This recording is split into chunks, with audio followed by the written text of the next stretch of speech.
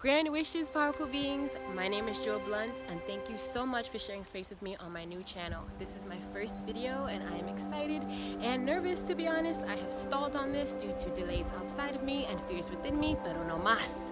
I'm here, and I am ready, kinda. But we're just gonna jump right into it.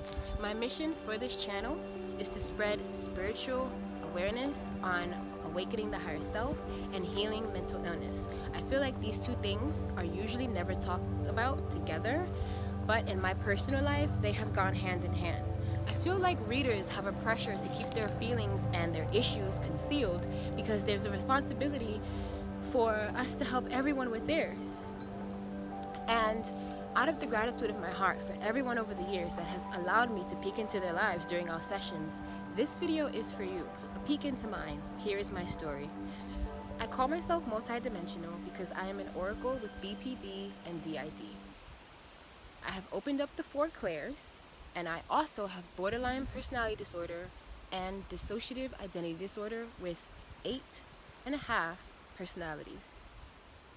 When first starting to decide to share this, which was not an easy thing, I was kind of conjumbled because I wasn't sure what to start with first or if I should start with one or the other, but honestly, there's so much a part of me that it only made sense to explain it as it happened in timeline fashion. So without further ado, here we go.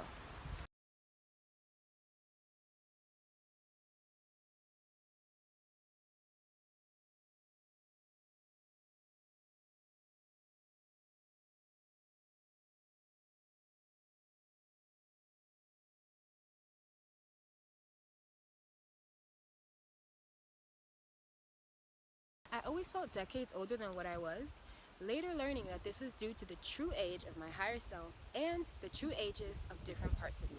I don't know exactly when the splitting began, but I do know that after 12 months of living on this lifetime, I was no longer one whole self. My earliest memory is sitting in a high chair, waiting for lunchtime or something at my godmother's house. May she celebrate in the realms of paradise. And at this time, I was talking to spirits, given a nickname by the friends of family who witnessed it around this time. At the age of 3 years old, my mom caught me having a full-on conversation with my grandmother, may she celebrate in the realms of paradise, and asked me who I was talking to, and I told her, Grandma.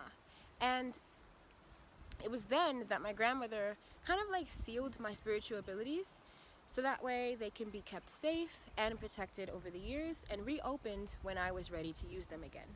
She also became my guardian.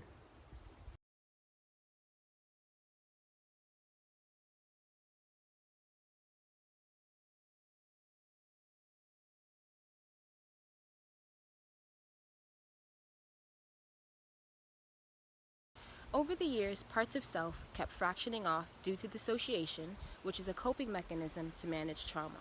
This was the beginning stage of DID, which is called underlying DID.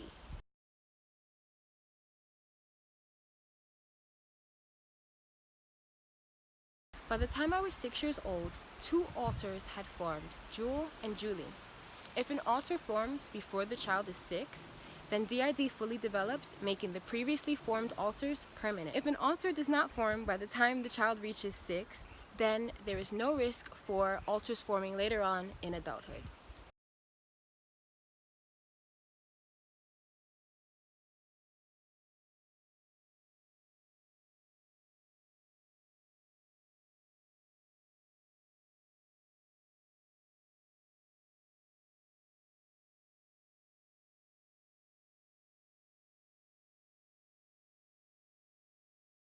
At 12 years old, my spiritual abilities also came back, and the clairvoyance was first, just like before. At the time, my mom was with someone who knew all about the ethereal world and shared everything he knew with me. It was at that moment, with seeing how my mom got instantly excited, that I was grateful that I not only recognized what was happening, but that I had a mom who was willing to take the journey with me instead of saying, "That's not real." The minute you tell your child what you're experiencing is not real, they believe that false statement, forget who they are, and all of the abilities that were trying to come forth vanish. The same abilities they probably got from you, the same abilities they probably got from a family member, the same abilities that they probably could have taught you how to open. But I digress. My mom nurtured what we learned I had, and we kept it in the immediate household. By the time the child reaches 12, They are no longer under the covering of their parent, energetically speaking. So it was up to me to stick to and practice everything that I had just discovered. And I did. I also had a friend during middle school who would always ask me, can you try to do this thing or can you try to do that thing? And then I would try and it would happen. And it was so amazing to discover a new ability this way. Having friends that way, that just allow you to be yourself without judgment, are gold. It was then that I saw my first vision of the past and future, and the rest was history. I call myself an oracle because I've opened the 4 clairs: clairvoyance, clairaudience, clairsentience, and claircognizance.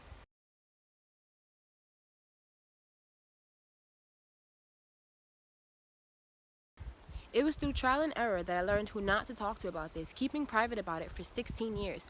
Hence why I'm pretty sure there was a big surprise from my friends and family when they saw that I went public about it in 2017. But just because someone tells you something about themselves or you know a bit about them does not mean they've told you everything, and does not mean you know everything about them. There were some others that I told about this, and they actually created some horrible rumors about my mom and I in the congregation of a church. Mind you, this was the staff and owners of the church.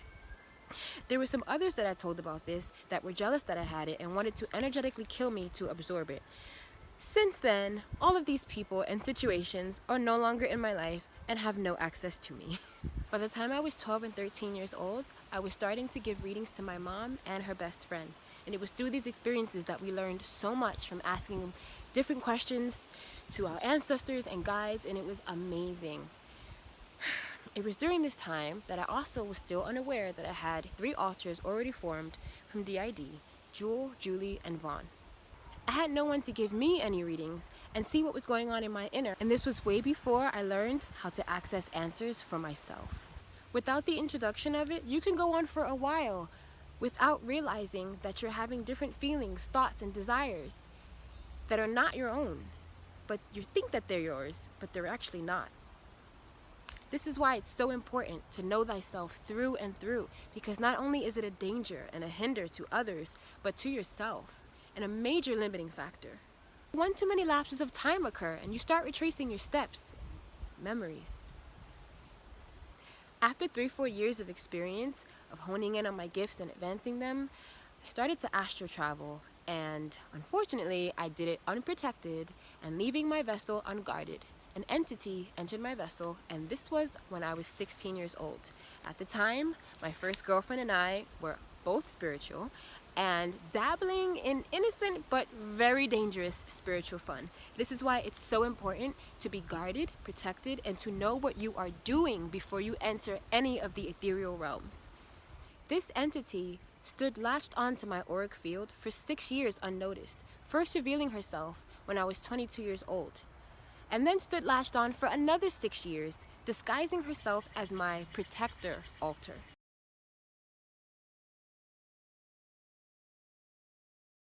It wasn't revealed just how harmful she was until last year, 2018, when she was having a conversation with my best friend about something that she had done, and also revealed that she had caused major sabotage in my life throughout the years.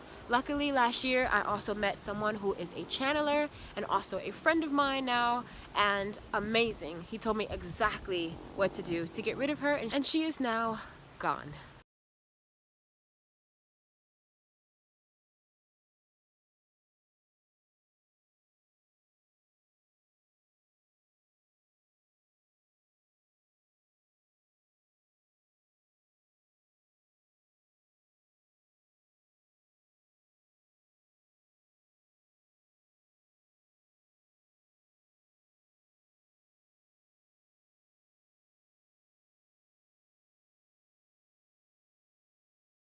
There's a lot of noise around me, so instead of getting frustrated because I'm not sure if you guys can hear me, we're just gonna do this part close up.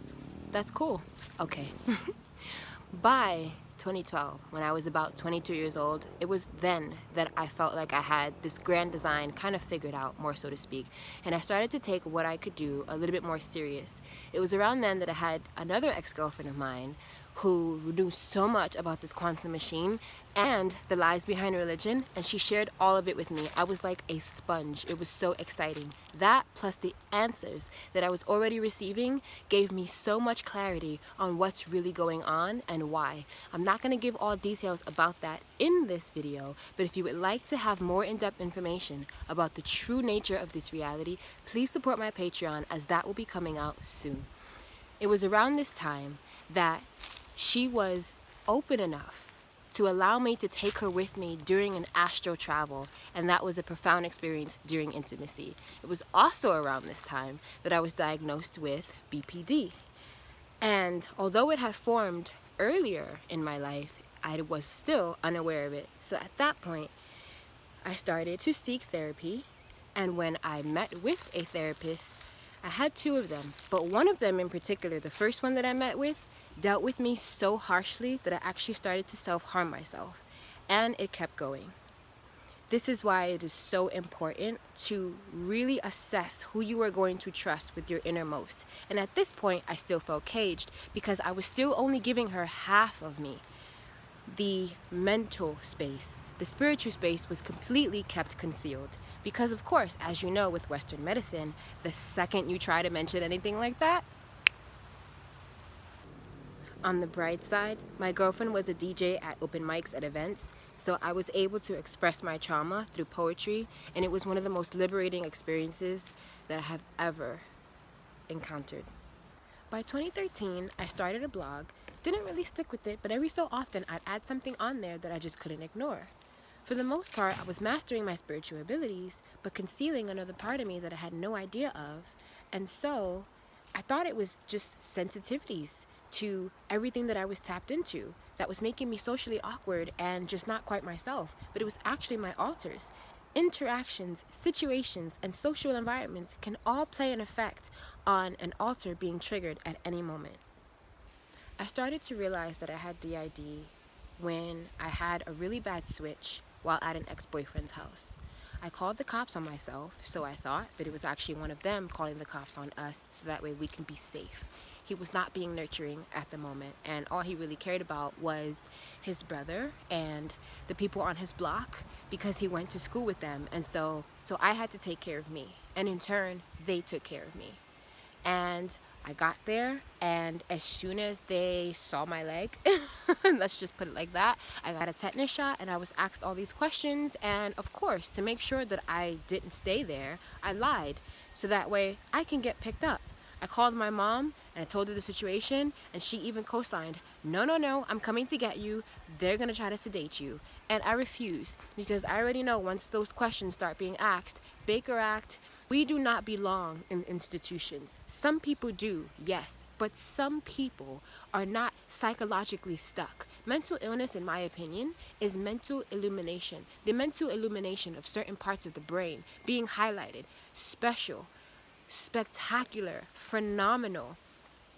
We can unleash different parts, and because these vessels are so limited, of course it is going to process it in the only ways that it knows how, from the only ways that it can cope.